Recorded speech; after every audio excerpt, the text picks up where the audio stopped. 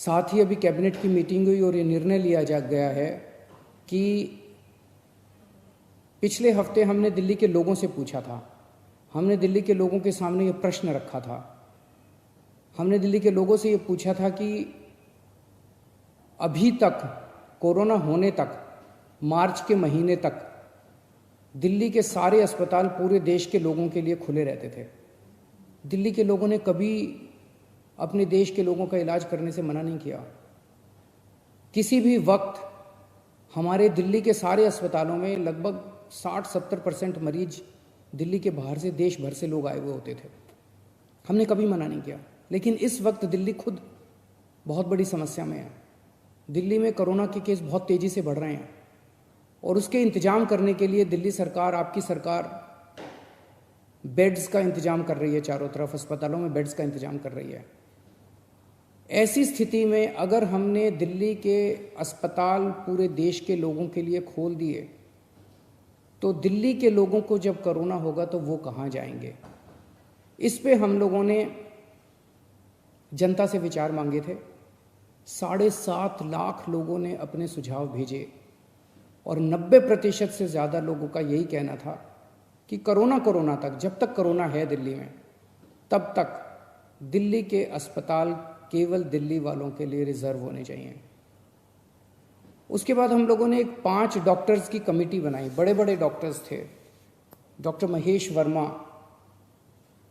Vice chancellor हैं IP university के, doctor Sunil Kumar medical director हैं जीटीबी हॉस्पिटल के, डॉक्टर अरुण गुप्ता ये प्रेसिडेंट हैं दिल्ली मेडिकल काउंसिल के, डॉक्टर आर.के. गुप्ता ये एक्स प्रेसिडेंट हैं दिल्ली मेडिकल एसोसिएशन के, डॉक्टर संदीप बुद्धिराजा ये ग्रुप मेडिकल डायरेक्टर हैं मैक्स हेल्थ केयर के। इन 5 लोगों की कमेटी ने विचार विमर्श करके और दिल्ली की जो मेडिकल इंफ्रास्ट्रक्चर है, हेल्थ इंफ्रास्ट्रक्चर है, उस पर नज़र डाल के उसको सारे को एसेस करके उन्होंने अपनी रिपोर्ट दी है। और उस रिपोर्ट में और बहुत सारी चीज़ें हैं, लेकिन उनका ये कहना है कि अगर दिल्ली में इस वक्त कोरोना के केसेस बहुत ज़्यादा बढ़ रहे हैं और जून के अंत तक दिल्ली को लगभग 15,000 बेड्स की ज़रूरत होगी। ये कहाँ से आएंगे?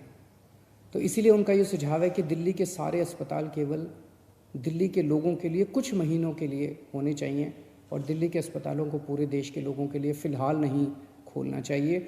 उन्होंने ये कहा है कि अगर सबके लिए खोल दिया तो 3 दिन के अंदर आज जो 9,000 बेड दिल्ली सरकार ने कोविड के पेशेंट्स के लिए रखे हैं, ये मात्र 3 दिन के अंदर भर जाएंगे। इन सारी चीज़ों पे आज कैबिनेट ने गौर किया। अभी थोड़ी देर पहले हमारी कैबिनेट की मीटिंग थी और कैबिनेट ने गौर करके ये निर्णय लिया है कि हमें एक संतुलन बनाने की ज़रूरत है।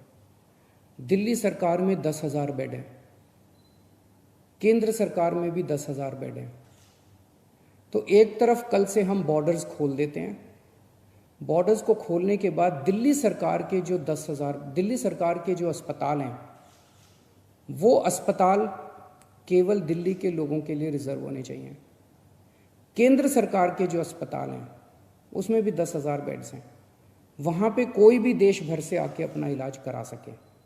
उसके ऊपर दिल्ली सरकार कोई आदेश नहीं पारित कर रही, उसके ऊपर कोई तो जो जैसे आज व्यवस्था है कि केंद्र सरकार के अस्पतालों में कोई भी जाके इलाज कराता है, केंद्र सरकार के अस्पताल सबके लिए खुले रहेंगे। प्राइवेट अस्पताल केवल दिल्ली वालों के लिए रिजर्व रहेंगे कोरोना तक।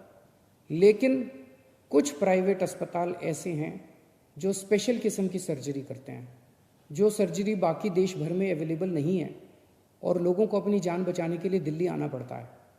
जैसे ऑन्कोलॉजी सर्जरीज़ हैं, ट्रांसप्लांटेशन है, न्यूरो सर्जरीज़ हैं। इस किस्म की कुछ सर्जरीज़ जो कुछ चंद अस्पताल करते हैं, उन सर्जरीज़ के लिए देश भर से लोग अगर दिल्ली आके अपनी सर्जरी करवाते हैं, वो पूरे देश के लोगों के लिए खुला रहेगा।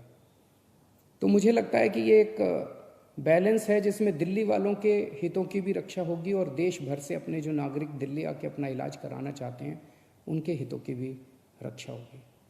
बहुत बहुत शुक्रिया। खबरों में बने रहने के लिए आरएनआई की फेसबुक, ट्विटर, इंस्टा और यूट्यूब को सब्सक्राइब करें। बेल आइकन दबाना ना भूलें।